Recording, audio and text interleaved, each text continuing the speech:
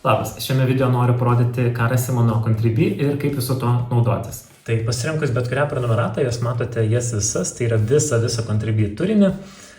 Ir paėjus apačioje, kai jau turėsite bet kurią prenumeratą, bus kategorijos ir pagal jas jūs matysite video.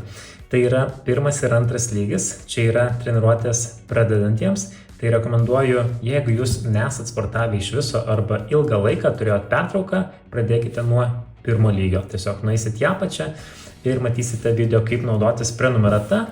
Čia yra tiesiog savaitės planas, tame video viskas bus plačiau paaiškinta ir galite bent jau kelias savaitės ar mėnesį pasportuoti su pirmo lygio, paskui su antro lygio treniruotėm. Jūs puikiai tiks pradedantiesiems žmonėms, tiek vyrams, tiek moteriams.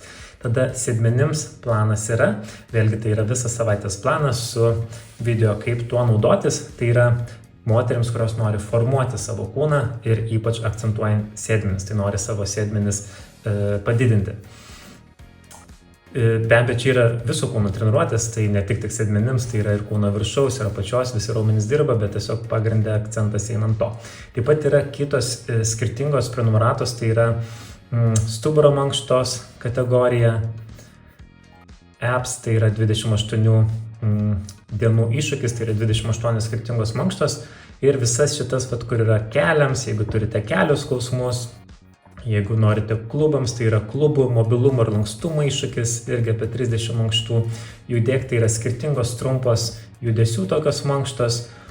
Tai visos šitos kategorijos, jūs galite jas pasirinkti individualiai, kada jūs norite papildomai stiprinti pilvo presą, galbūt norite visą iššūkį praeiti, tai ir varat visą mėnesį laiko kiekvieną dieną po vieną skirtingą pilvo preso mankštą arba tiesiog papildomai pridedat prie savo bet kurios kitos mankštos.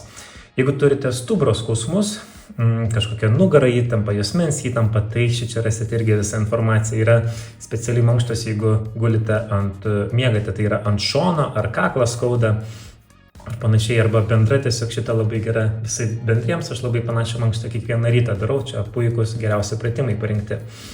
Tai keliams, jeigu turit kelio skausmus.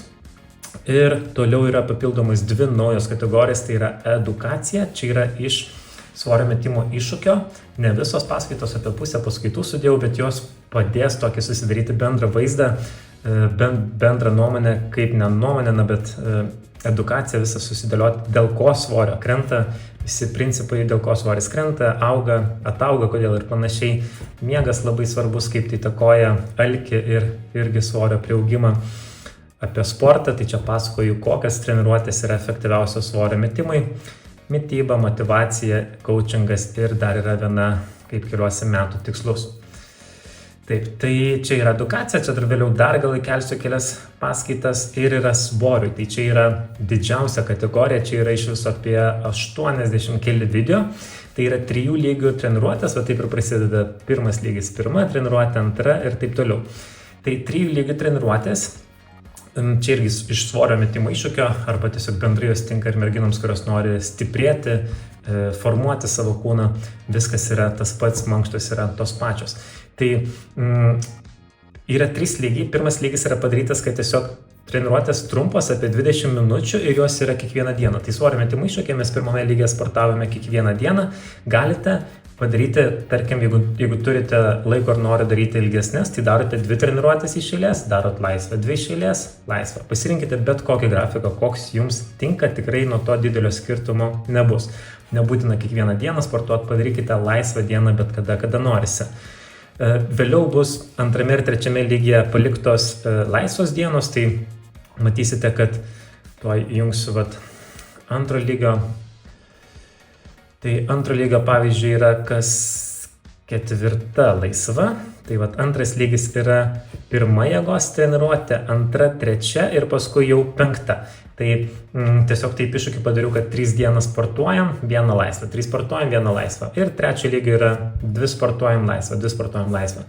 Bet jūs tiesiog galite susidėlioti bet kaip jums patogu, tiesiog jaučiate, kad kūnas per daug pavargęs, ir pailsėkite tiesiog dieną ir tiek. Tai va, tiek daug visokios informacijos, edukacijos ir labai daug video. Tikiuosi rasite tai, ko norite. Jeigu ką, galite rašyti man asmeninės žinutės arba po video palikti komentarą, jeigu kyla kažkokių klausimų. Tai sėkmės sportuojant.